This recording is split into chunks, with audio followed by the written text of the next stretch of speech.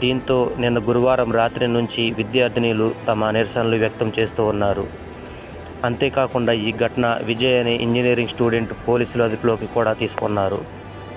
అంతేకాకుండా అతని ఫోన్లు, ల్యాప్టాప్లను పోలీసులు స్వాధీనం చేసుకున్నారు.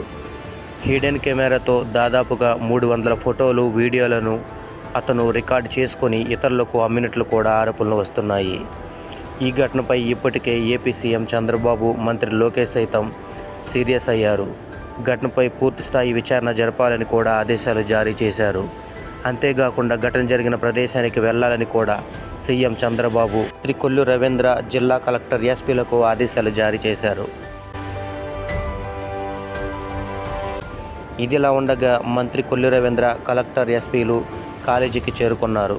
అంతేకాకుండా విద్యార్థినులతో మాట్లాడి వారి ఆవేదనలను వినే ప్రయత్నం చేశారు. గుడ్లవెల్లేరు కాలేజీలో ప్రస్తుతం ఉద్రిక్తకంగా మారింది.